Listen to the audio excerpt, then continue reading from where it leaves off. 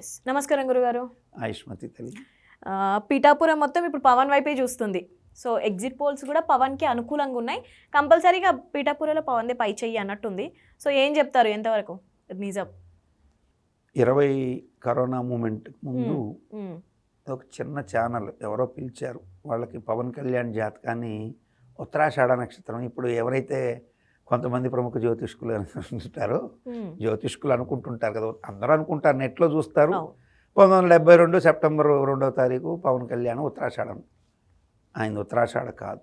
నేను కూడా అప్పుడు ఉత్తరాషాఢ అనుకొని పవన్ కళ్యాణ్ గారి జాతకం మహోన్నతంగా ఉండబోతుంది అది ఇది అనుకున్నాం. కానీ వాస్తవికత అది కాదు.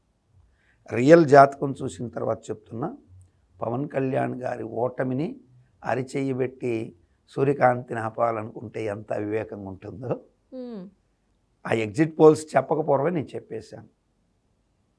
పవన్ కళ్యాణ్ గారు కూటమిలో ఉన్నారు కదా.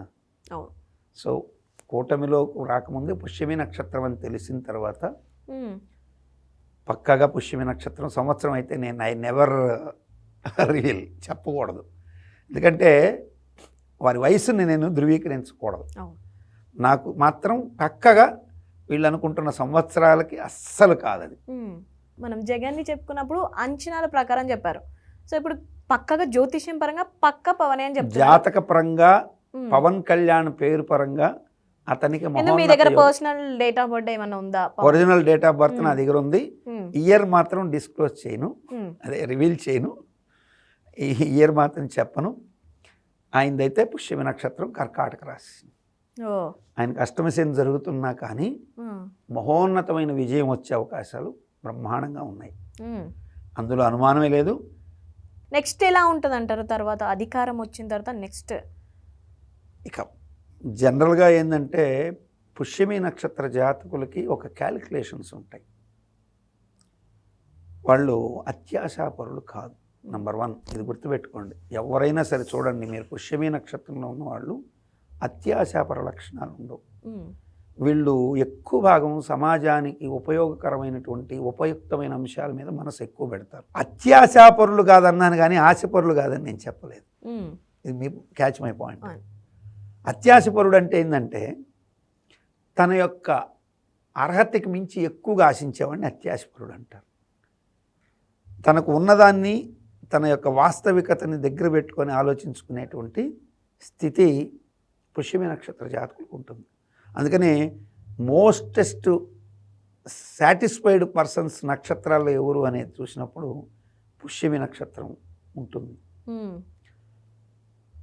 బాగా ఎప్పుడు ఈ ప్రతి విషయానికి ఎక్కువగా కూడా పుష్యమి అల్ప సంతోషులుగా వారిని వారు, అంటే ఎట్లా ఉంటుందంటే జన్మ నక్షత్రాన్ని బట్టి వాళ్ళ ప్రవర్తన కూడా ఉంటుంది. మీరు చూడండి, ప్రతిపక్షాలు ఏకమైతే జగన్కి ఓటమి అనేది స్పష్టమైన దగ్గర నుంచి పవన్ కళ్యాణ్ని కలవనీయకుండా ఉండడానికి ఎంత రకాల ప్రయత్నాలు చేయాలో అన్ని రకాల ప్రయత్నం అధికార పక్షం చేసిందనేది నిర్వివాదాంశం. అంటే పవన్ కళ్యాణ్ని కూటమిలో కలిస్తే తమకు అపజయం అనేది వాళ్ళకి తెలుసు. They know very well. కలవనీయకుండా ఉండడానికి ఎన్ని చేయాలో అన్ని రకాల ప్రయత్నాలు చేశారు.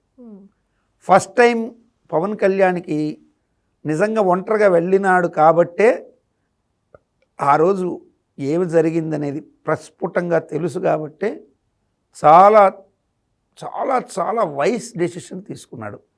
పుష్యమి నక్షత్రం వాళ్ళు ఒక్కసారి ఒక జీవితంలో ఒక నిర్ణయం తప్పు జరిగిన తర్వాత ఇంకొకసారి సెకండ్ టైం తప్పు జరిగింది అనుకుందాం.